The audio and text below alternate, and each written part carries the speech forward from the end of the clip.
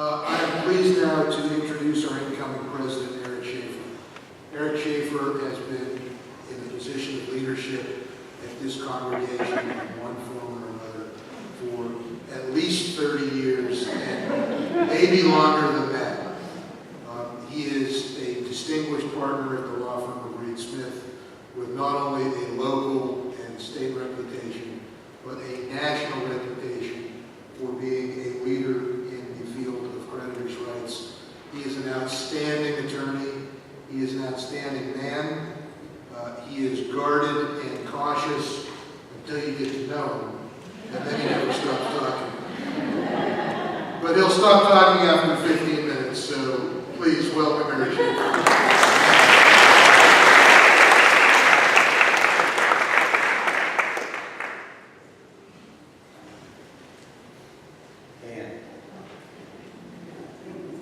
Years ago, when you became president, I became senior vice president, you started calling me partner. I heard that again tonight. That worried me. My reaction was, you're the president, I'm not ready, I'm not interested, it's your job. Over the months that followed, though, I figured out what this meant. It meant trust, it meant cooperation, and in particular, it meant continuity. Well, you did your job as president, and you did it very, very well. You also made sure that I was aware of and involved in all the important decisions. Sometimes, as you said, I was a sounding board. More often, you just wanted to make sure that I agreed with you. Not because you were ever unsure of yourself, but because you understood the importance of continuity. Now, we change presidents here at Rodef Shalom every few years, but the life of our congregation is not measured in 2 or 4-year terms. Our ability to pursue common goals and to meet the needs of the congregation requires a certain continuity. I've been fortunate again to serve as your senior vice president. I'm proud to have served as your partner. Indeed, I am proud to be standing on the shoulders of all our presidents. If you are a past president of Rodef Shalom, please stand so we can recognize your special role in the life of the congregation.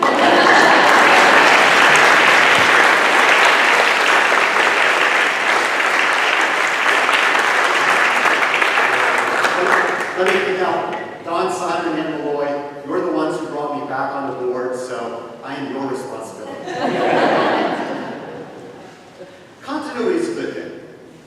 Now, a lot of you are probably saying, right, we have too much change around here.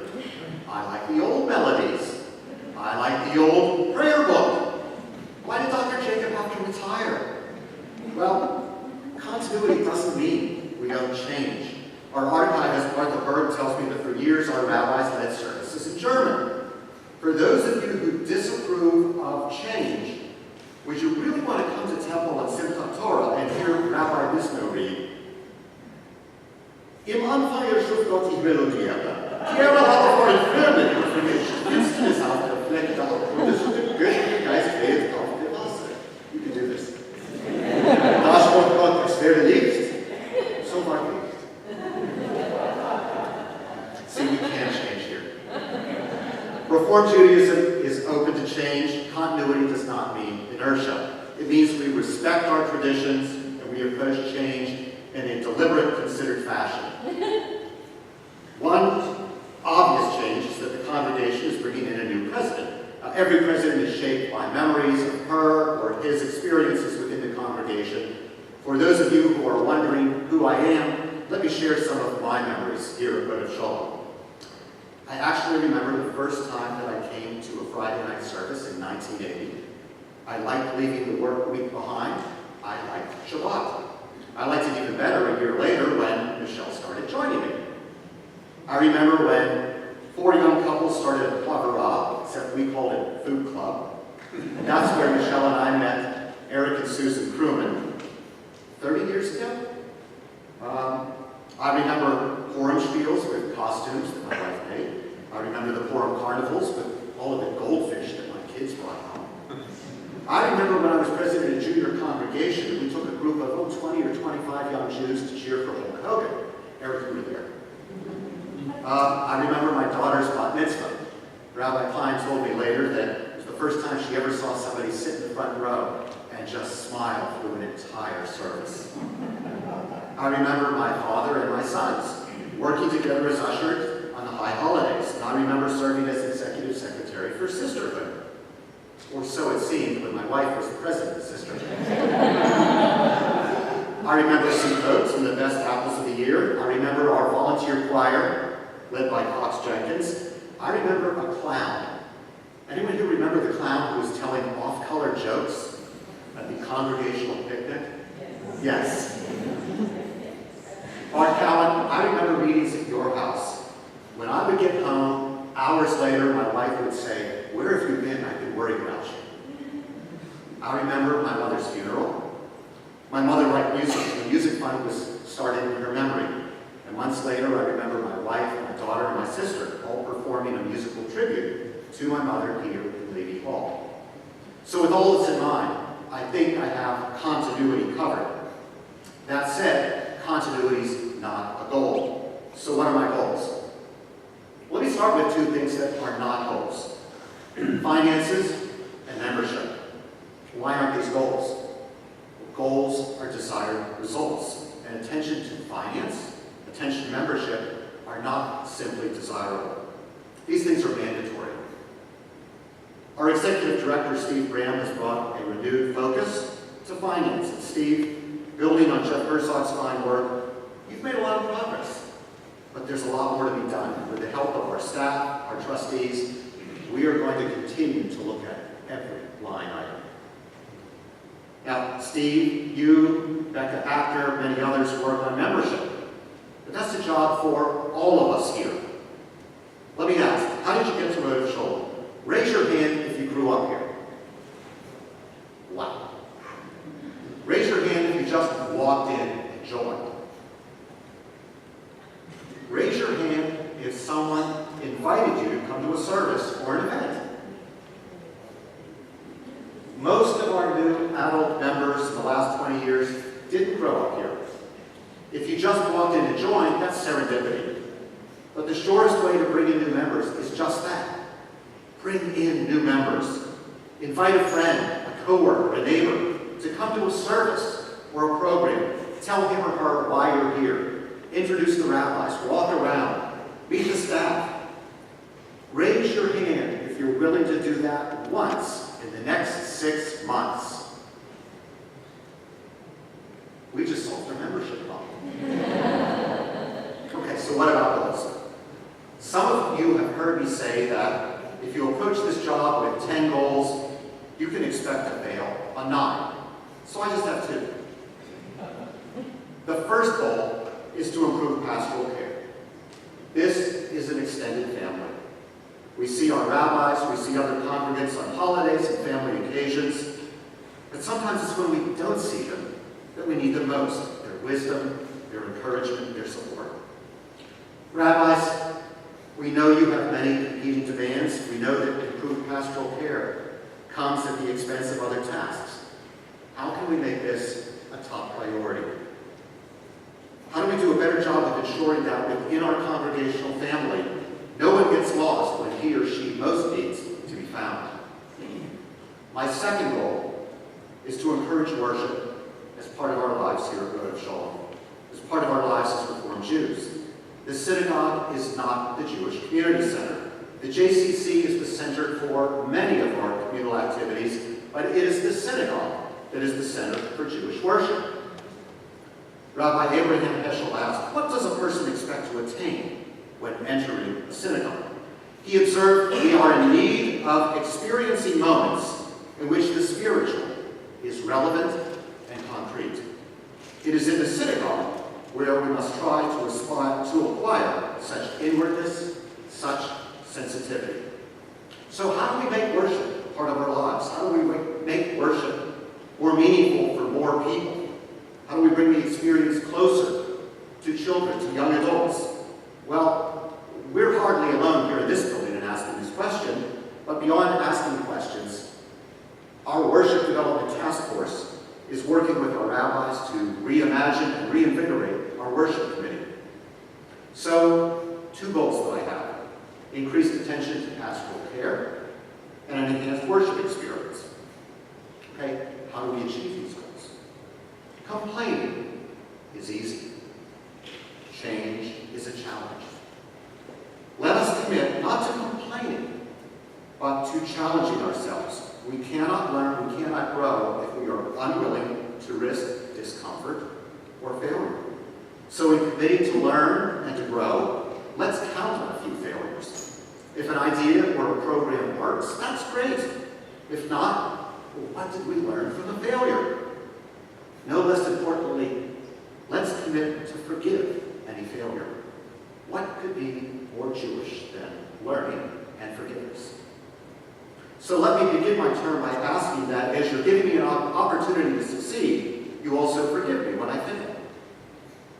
With these abstract propositions in place, let me get more concrete.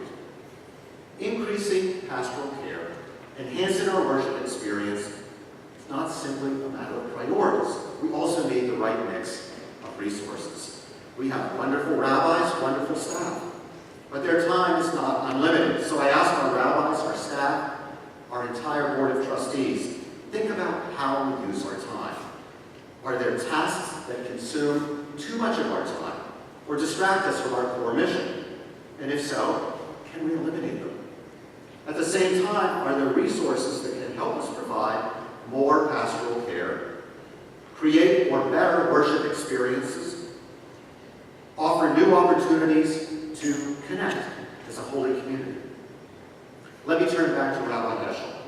He wrote, "To attain a degree of spiritual security, one cannot rely upon one's own resources. One needs an atmosphere where the concern for the Spirit is shared by a community." How do we form that atmosphere? Rabbi Heschel wrote, "Song is the most intimate expression of man. In singing, we perceive what is otherwise beyond perceiving. Song, and particularly liturgical song, is not only an act of expression, but also a way of bringing down the Spirit from heaven to earth. Prayer is song." Now, let me stop there for a minute. Raise your hand if you like music. I like music. You think it was an accident we had the mini-stars here tonight? I come from a musical family. In 1927, my grandmother's cousin sang Kol Nidre in a new movie, The Jazz Singer. My father's cousin sang A Tree of Life. My sister is a soloist in her congregation. My brother is an accomplished musician. My daughter in D.C. is singing jazz and bossa nova on weekends. When I met my wife 34 years ago in a Gilbert and Sullivan show, I never dreamed that she would become a cantor, but of course, it was Bouchette. Now, music can be inspiring. Listening to the show tunes today, I was thinking about a story where Richard Rogers belonged to a synagogue in New York, and the cantor there would, every Friday, when people come in, start with the assembly and say, "Good evening." Come on, everybody try that. "Good evening." Right. And every Shabbat morning, when the services began, he would chant, "Good morning," together. I like this. One Shabbat morning, there was a jet-lagged worshiper. He gets off a plane. He comes straight to the synagogue without changing his watch. And when the cantor chanted, "Good morning," the man sang, "Good evening." Well, astonished, the cantor exclaimed, "Someone chanted evening." And Richard Rogers, truly inspired by his cantor, runs out and writes out the song. Yes, a cantor can inspire. A cantor can also contribute to pastoral care, to our religious school, to our preschool, indeed, to the life of the synagogue. A cantor can help us reach our two goals, at least my two goals. After talking, Rabbi Bisno, Rabbi Henry, I will appoint a task force to explore the addition of a full-time cantor. Now, as a matter of good governance, officers can be immediate families should not be considered for this position. I see one now. Now, under our bylaws, this ultimately is Rabbi Bizno's decision, but this adventure should not be undertaken without input and guidance from everyone here in the congregation. Returning to the words of Rabbi Eshel, it is the task of the cantor to create a liturgical community, to convert a plurality of praying individuals into a unity of worship. With the synagogue, music is not an end in itself, but a means of religious experience. The future, he concluded, the future of Jewish prayer is to a considerable degree in the power of a cantor. Now, engaging a cantor comes at a price, and it's not in the current budget.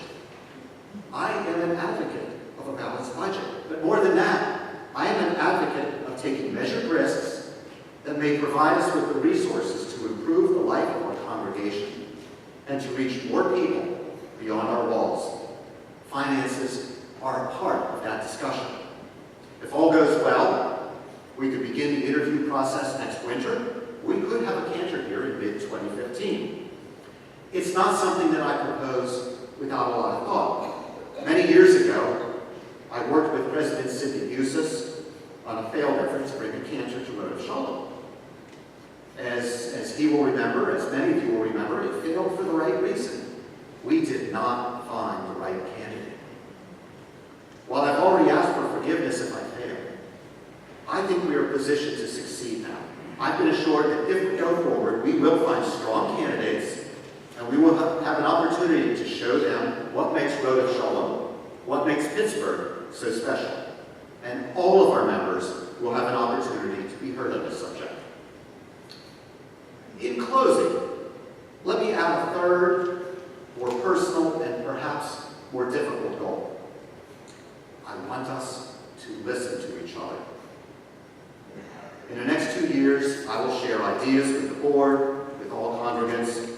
You will share ideas with me and other board members. Let us strive to listen to each other. When we share complaints, and we will, let us consider the views of others, and let us never offer a complaint without also suggesting a reasonable solution. Without the help of congregants, no synagogue president can succeed. But with your help, we can strengthen and support each other here at Rodef Shalom, our spiritual home.